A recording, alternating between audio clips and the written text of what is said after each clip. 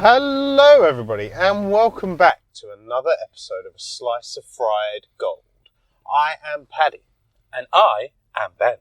If you are joining us for the first time, please do give us a 5-star review. I missed a mark on that. What?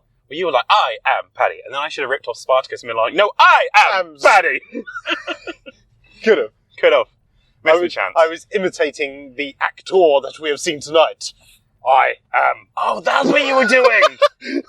I thought you were just being weird for the sake of it. Well, we'll just see. We'll try and riff. And then, keep these intros like fresh. I should have done Spartacus. Should have done Spartacus. Shoulda, coulda, woulda. Shoulda, coulda, woulda. Maybe next time. Maybe next time. We'll see. No, because then it won't be fresh, as you say. Might be a needed thing. It could work. Ooh, there's a car. There is a car. Well done. On the road? No. How very dare they? Who has the balls? Who has the absolute gall? Anyway, carry on with your intro. What did I say? If you're joining us for the first time, like this video, subscribe to the channel, comment down below. If you are listening to us on Spotify, give us a 5-star review and comment down below there as well.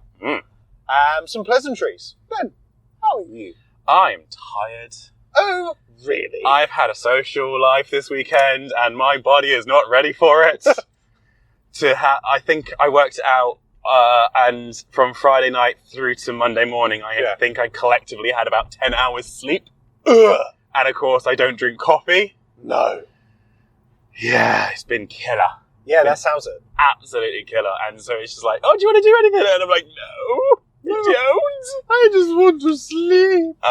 To the point where I literally finished work today and got home and I was like, right, I've got about 2 hours before I need to be at the cinema. Oh, yeah. And boom.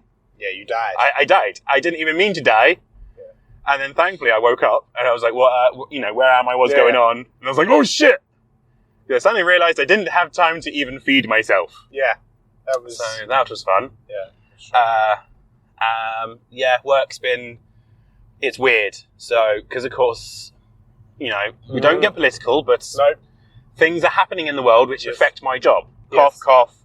Vessels are avoiding the Red Sea because of the rebels. Yes. I'm not going to say anything more about it, but of course everything's going via Africa. Yes. Which means, whereas normally I have about 10 to 15 shipments a week coming in, I've had nothing for 3 weeks. Wow. But then I have 50 coming in next week. Ouch. So it's like I'm sitting there at work, I've got nothing to do, but I've like prepped it up as much as I can. Yeah. So it's like I'm ready for the storm. Yeah. You just got to wait for it to come. So that's going to be fun. I think next week when we do the podcast recording, I'll be in tears. Like, oh no, I don't want to do it anymore. Also, drunk people are entertaining. We love a drunk person. So I was good boy taxi in my many social activities of the weekend. Yes. I volunteered as taxi man. Yes. And I wouldn't say he was drunk, but he was buzzing. Okay. And he was in my car and he goes, "Oh, I love the smell of your air freshener." And before I could say anything else, he went, "Oh no, it's not my air freshener, it's my laundry detergent." He answered his own comment. And I was like, okay. Bearing in mind, it was like 4 a.m. at this point. Yeah. So I was just like, okay, yeah, sure. And then he just kept chatting on to himself. The worst bit was he was supposed to be directing me back to his house, and I was just like, So, left or right? Left or right? Oh, we should have gone down there. Yeah. Oh, great, marvellous. It was when he turned me down this country lane, and then he was like, "Where are we?" I was like, no, don't do that. Don't be doing this. Don't be doing this. You're the one who's supposed to be directing me. In hindsight, maybe I should have just asked him for his address and then sat-nav'd it. That might have been the easier, but hindsight's 2020. It is. And we all know I do not have 2020 vision. No, you be blind. He's blind. It's like, that night, I even took my glasses with me, and that halfway through the night, I took my contact lenses out, put the glasses on. Yeah. And I got the whole, why are you wearing glasses? And my God, I should have done Chamber of Secrets and been like, reading. Did you read? But yeah, everyone was like, oh my God, you're wearing glasses. Why are you wearing glasses? What's going on? I was like, no, I am glasses. This is me. This is me. And, you know, I had to sort of like hand the glasses around for everyone to try. And And do the everyone was classic, like, oh my god, you're so blind. yes. That you good know. old Chester. And then someone quoted Lisa Simpson where she's like, I can see music. I was like, yes, thank you, I'm blind, yes, we know. Oh, Christ. Anyway, Paddy, how are you? I'm good. I've been ill. So, as you well know, I go and have a massage at least once a month because of my back. Yep, because you're old. Because I'm old and my body's dying. Yep. And I mentioned to my lady who does my massage that I had this really tight pain in my neck. And it had been really painful for like the last couple of days before. But I was just like, oh, I'm seeing her in a couple of days. I'll get her to kind of have a look at it and see what it's about. Yeah.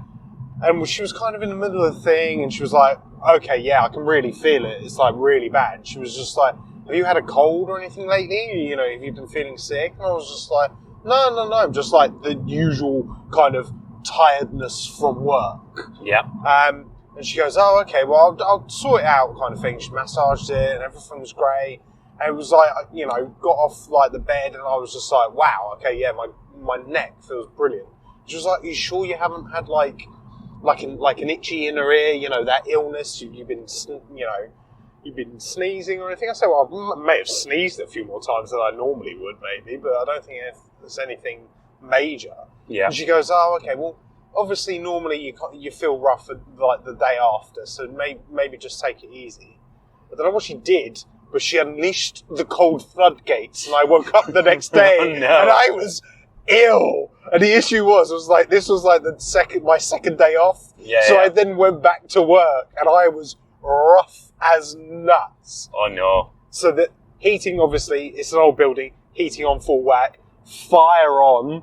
I was wearing a t-shirt, my shirt, like an under t-shirt, my shirt, and a jumper, Wow. and I was still shivering. I was that kind of like cold ill, and I've been like sneezing, snotty nose, all that kind of stuff. And I was just like standing there next to the fire going, oh, I love my job. Now, we've talked about this before, Paddy, back when I was last ill, Yeah. and I dragged myself to work. Yeah. And, you know, we said to the audience, don't do it. Your work could easily replace you in a second, so don't kill yourself over your job. Seems like we don't listen to our own advice, do we, Paddy? No, we don't. Also, however, I'm technically on the different shift pattern as well, so I'm already covering somebody. Lovely. So there isn't actually somebody to cover me. They could have got agency in. Yeah, right. That's going to be my next job, agency work. They earn the beans, Oh, man. of course they do. It's ridiculous. But yeah, other than that, kind of like standard busy week for January, nothing crazy, you know, done a few bits and bobs. Gladiators is back on BBC One. We had the first episode of that. That was amazing. Proper nostalgia, like 90s. I don't know if you've watched it. I don't have BBC. I don't have a TV license. Not that. Oh, you won't have watched this, but I didn't know if you had watched it before you got rid, or before you didn't have your TV license.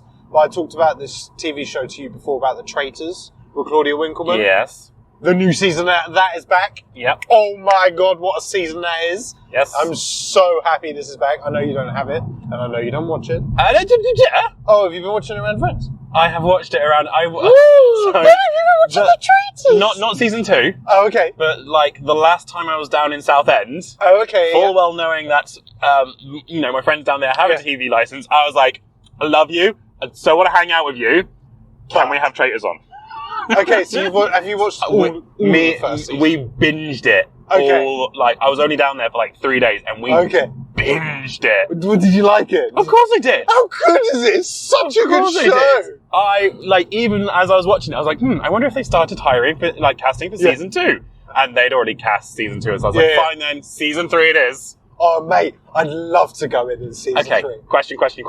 Yeah. Would you rather be a traitor or a faithful? Oh, I feel like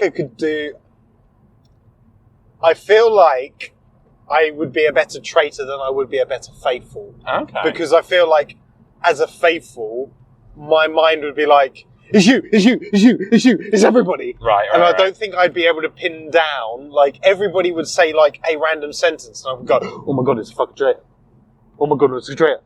But I wouldn't know, but I think it would be my mind overthinking things. Okay, so I feel like being a traitor for me personally might be a slightly easier way of going through the game. Fair enough. You? I wouldn't want to be a traitor at all. Oh, really? No. You'd be 100% faithful? I would be 100% faithful. I would be an amazing traitor. Yeah, I think you would be. But I would rather be a faithful because you know me, I can read people quite well. Yeah, I know. So it'd be interesting to see, like, I know I can read people quite well. You've just agreed with that. It'd be interesting to put me in that scenario and see if I can still do it. Yeah. You know, do you think then, if you were like a faithful, would you be killed off or would you get voted off? 100% I'd be killed off. Do you think you would get killed off early? Yes. But then would you not have a game plan if you're like, I'm determined to be faithful? I would try to have a game plan, you know, but you never know what, like, literally, you know, the things that happen in the show, you just didn't see it coming kind of thing. There was loads of things like that. Yeah. And the new season's been really good as well. That's good. There's been like obviously first season, it's been out a while, people, you know, so no, you know, if you haven't watched it, spoilers, but you know, obviously there was like the relationship couple. Yeah. I won't spoil it in the new season, but there's like a couple of sorts in there. Right, okay. There's two people that know each other previously, and they've kept it a secret so far as of like when this is recorded. Yeah. So they're keeping that. Because there was that show we watched where it was like the detective. Could you be like Murder Island? Yeah, Murder Island. That was a wicked show. That got cancelled. It did. It was gutted. It was a shame because we were thought about applying. Yeah. If we applied for like Traitors, would you want to keep it as secret as possible? No. Well, like this is the thing. If I was a traitor and you weren't a traitor, then yes, I'd want to keep it secret. Well, yeah, no, but then how do you do that without then saying, you know, because then I'd be like, if we're under the agreement of we're both faithfuls, so we would tell people, but if you say, oh, but if I want to be a traitor, I'm not going to say, then I know you're going to traitor. Yeah. So you just have to be open and honest with it. Well, I would just, so these people, what they're doing is that they're not talking, the people that know each other don't know one way or the other. They're keeping it very, very secret between themselves. Right. Yeah. But they obviously know each other. Yeah. So it's very interesting to see that. So I feel like we would have to do the same. Yeah. No, the first season, I was getting so angry with, I think her name was Maddie. Yeah. The blonde actress. She did my wicked. And the thing that annoyed me was she was right on who the traitor was, but for the wrong reasons. And it was like, how can you have that luck to just land on him so perfectly? You know what that is? That's when you're doing a maths exam and you've got the question right, but you're working out it's wrong. That's what that shit is. And it's like, how has she done this? What mental gymnastics has she gone through to get there and be right but wrong? Oh, God. Oh. It was frustrating. Yeah, no. Also, did you know, little factoid, Claudia Winkleman initially didn't want to do it. No, she didn't. No. Because that was part of her acceptance speech when they won the Emmy for the first was it? season. Okay. So she was fully open that she didn't want to do it, but they kind of explained it to her and got her there and they kind of showed her. It's because we aren't the creators of it. The original show is the Danish show. Yeah. So they said, oh, here's the Danish version, watch it. And I think she watched one episode and she called them straight back and was like, yeah, I'm doing it. Sign me up. But that's the thing though, because our version then spun off an Aussie and a USA one. Yeah, it did. So, because Alan Cummins is the presenter for the USA one. He is, yes. And I've watched that one, and that is okay, but the issue with that is it's all celebrities, isn't it? No, only half. All right. So it's like, is it like 20 people or something? 22 people. So 11 are celebrities or minor celebrities, and then 11 are normal. Yeah. So people are already like, I mean, it's a cool spanner to throw in the works, because some people are just like, because like one of the USA guys was like, you know, The Bachelor. Mm-hmm. He was a bachelor, and he was then got like done cheating. Like, yeah. So everybody immediately thinks that he's like already a liar because he's cheated before. Yeah. So it would be interesting to see. I'm glad they don't do that for the UK one. See, now, if they just... normal season, and then if they did a celebrity season for charity, fine. I'd be down for Grand. That'd be well cool. But yeah, just no. It should be all normals. Yeah. I mean, even then, so like the first season, there was like Hannah was the comedian and everything. Yeah. You know, so she is not well known, but she. Yeah, a few people might have known her. Yeah. And I feel like the couple. Like I feel like I recognised him because he was like a street magician or something like that. Yes, he was. I feel like I've seen him on something before. Probably YouTube. Maybe. But yeah, so here's the agreement that we'll sign up for season 3. If they do season 3, people, we will try and sign up. Yeah. It'll be hilarious. It would be good fun. Anyway, let's talk film. Now that we've had I've got my traitor talk out. So we've just been to see The Beekeeper. The Beekeeper. Starring Jason Statham. Yes. Do you want to do your initial thoughts? Yeah, sure. I shall do my initial thoughts. It's a film. It's a film. It is a film. You know me, I'm not great with action films to begin with. Mm-hmm. I feel like when they were writing this film, they said, right, let's get the book of cliches out. Mm-hmm. And rather than having the book of cliches out to avoid the cliches, they've used it as an index. Okay. Like every cliche was in this film. Every single one. Yeah.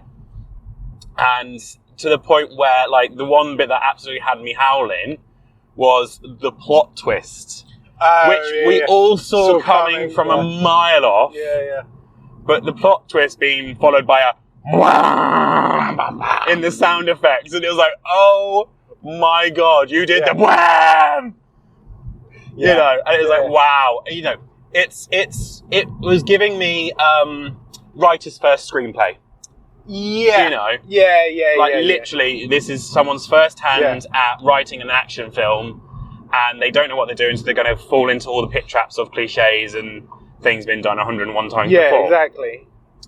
I don't know. I know, obviously, Jason Statham was trying to put on a slight American accent, but that annoyed me. Yeah. Just do a British accent. Yeah. Considering even they're like, we hear some British in there. Just do a fucking British accent. That's to hide the fact that he can't hold an American accent. Yeah. Just do a British accent there. Yeah. You know, this organisation is supposed to be outside of the American sort of like way of life, so he can be British. He can be drawn in from Britain. Fine. You know. Well, the fact that they got some people in who are South African as well. Yeah. You know, it doesn't matter if he's British or American. Yeah. So. And it was over the top to the point of ludicrousness. Yeah. Like, when I'm trying to think of a way to say it without spoiling it, but when someone gets sent after him the first time, you know, you loved that bit, and they decide to bring out for want of a better word, a mega weapon. Yeah, they brought out the big guns. They brought out the big guns, and it was just like, really? Yeah. Really? Firstly, this person was dressed up as if she was in an 80s film, when the rest of the, the thing wasn't. But yeah, she was like, I'm in my 80s phase, loving it. Kind of thing. I don't know what else to say. It was fine. It was okay. It wasn't great. It wasn't fantastic. But then again, as I said, I'm not great with action films to begin with. So I feel like I'm the wrong sort of expertise on this. Not the direct audience. No. So this is when we're going to hand it over to you.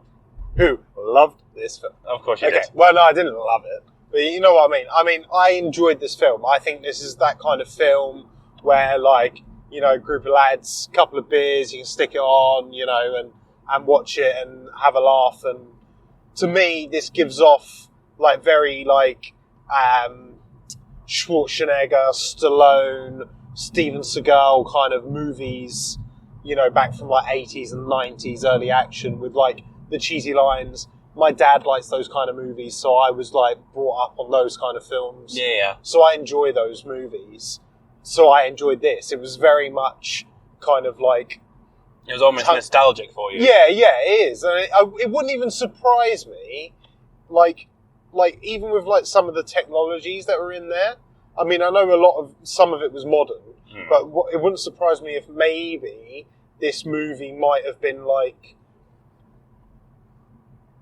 an older movie script that somebody's then adapted for like modern. They like say they like, I had this idea back in the 90s, but I never got it made, so I'm going to repurpose it, but keep a few of the cheesy aspects. And because he was like, in his, you know, he's like, oh, I'm an older guy and you young guys are not like this. So it wouldn't have surprised me that if it was supposed to be made in the 90s and they were supposed to get like a Stallone to do it, who would have been like older then. Yeah. You know what I mean? But I think it was good. I thought the action was good. David Ayer is a very good director. I like his direction. I like the use of the camera work that he uses in it. So for me, I thought it was an enjoyable film. Mm-hmm. I mean, nobody's winning any awards of this, and it's not going to be remembered within, you know, the next couple of years. Oh, do you remember when Jason Statham made that amazing Beekeeper movie? It's not going to be like that. No. It's not as much as like, it's not like the greatest film in the world, but everybody always remembers like Crank, because it was like, Crank was like this phenomenal, crazy, batshit movie that he like starred in, and everybody kind of always thinks of that was like where he kind of made his big name for his action and everything, even like Transporter and everything else. But like Crank was like the crazy over the top stuff. Yeah, I think it doesn't help that the last thing I've seen him in was Spy. I know he's been in loads of things since then, but I think I've probably watched Spy again recently, where he plays, you know, the sort of caricature, the caricature parody of this kind of thing. So the moment the movie started, I was just like, it's the lame guy from Spy, you know, kind of thing. I will give it some credit, like, you know, I liked the concept of the Beekeeper society. I liked that idea. I enjoyed that, and I feel like these kind of movies always kind of have like a semi, like, so you got like 100% of a storyline, like 50% of it's like actually like solid and got a good concept, but then the other 50 is like kind of almost let down by like the cheesiness of it. I feel like if you like, it's almost like a Mission Impossible movie where you have like that organisation outside of everything else. And they've kind of just tried to take that concept and do their own spin on it, and I thought it was clever how they thought it up. I think my biggest problem with it was, as I said, you know, when the plot twist happened and they did the whir, that says to me like they don't even trust their own audience to know what's going on. And, you know, so they have to emphasize it. They have to make a point of it. And it's like, no, this is an easy storyline to follow on. You don't need to make a big sort of, oh, look at this. This is what we're doing. You know, just go with it. I think that's the bit that annoyed me the most about the film. If you get me. I get what you mean, but I also feel like if I'm really grasping at straws for that, I would say that was also like they had to do that bit for the plot so those people could then be in the situation at the end. Do you see what I mean? Because if they, I don't see what you mean. So when the FBI agents were like briefing the people, and explaining where they now need to go next and where Jason Statham's heading, because if they didn't do that, they would be like, "Why the fuck are you going to that place?" Right? Okay. Do you see what I mean? I do. It's a stretch. It is a stretch, big stretch. But I think that's it is stretch fucking arms strong. But I feel like that's why it's been done that way. It's also like exposition for the audience. But it's also like, well, why would they suddenly be on this place? They wouldn't be allowed here. They wouldn't be on the check-in sheet. If they hadn't then got permission from that person. No, I still no bueno. No bueno. Ben's a no bueno, people. I just no. That's fine. It's fine. It's an action film. Many other action films out there. I mean, it's not going to win movie of the year, like story of the year at the BAFTAs and everything else. It's certainly not going to win for acting either. No. But you know, I think, to be fair, actually, I think, what's his face? Hutchinson did a good job. I think he did a good job. And Jeremy Irons. Jeremy Irons did a good job. Always does a good job. He likes to being that kind of character. The sort of the ancillary villain, I think his name was Garnet or something like that. Yeah. I was having a good time with him. Yeah, he was amusing. You know? He was amusing. I enjoyed him as well. Bit of comedy in there and everything. Yeah, you need that little bit of lightheartedness to bring it up. A bit of brevity. Yeah, exactly. Good word, brevity. Brevity's a good word. So, but yeah, it was just a film. It was just a film. I don't have anything bad to say about it. Yeah. Other than what I've already said. And I don't have anything really good to say about it. Cool. Right, well, let's do final thoughts. Final thoughts. When work is quiet, get ahead. Yeah. Just get ahead, because then when the shit hits the fan, you'll be better. You're going to be busy. I'm going to be so busy. Yeah. Might have to book a holiday. Why not? Do it. Yeah. My cold was a killer, but I'm glad it's gone. Do massages cause infections? Let us know down below. Yeah. Google it for us. We ain't going to Google it, but Yeah. you Google it and let us know down below. And tell us. We need the traction in the comments. What else did we talk about? Traitors be traitoring. Traitors be traitoring. Paddy's going to go home right now and look to see if they're already casting for season 3. Because they probably are. If they are, I'll sign us up. Because they generally do that, don't they? The moment one season's airing. Well, that's like normally like last couple of episodes of Bake Off. That's when they start going, apply for next season. I know this year they were doing it from episode 1. Yeah, I know. I feel like that's because they're struggling. Scraping the bottom of the barrel, yeah. And the Beekeeper. I think it's a fun time for like a if you like that kind of nostalgic action movie, or if you're having like a bit drinks at a party and you need something light entertainment on without having to sit there and watch a storyline. Ben, you just think it's a poor man's John Wick. Oh yeah.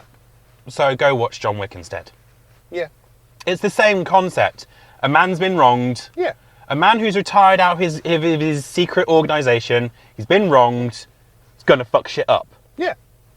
So go watch John Wick. Exactly. It's better. There you go.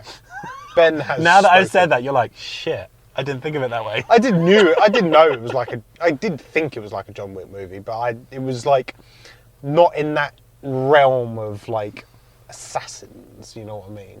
But that's what they are. The Beekeepers are assassins. To a degree. Anyway, thank you very much. Make sure you like this video, subscribe to the channel, comment down below on all your answers of this week's topics. have you watched Beekeepers? Let us know. Tell us what you think. Have you watched Traitors? Would you sign up to the Traitors? And if you do, would you rather be a faithful or a traitor? Have you had a cold? Have you... Are you like Paddy, grasping at straws constantly? Exactly. Have you had a quiet week at work and then you're preparing for the shitstorm? Let us know down below. And if you are listening on Spotify, do give us that 5-star review and let us know down below as well.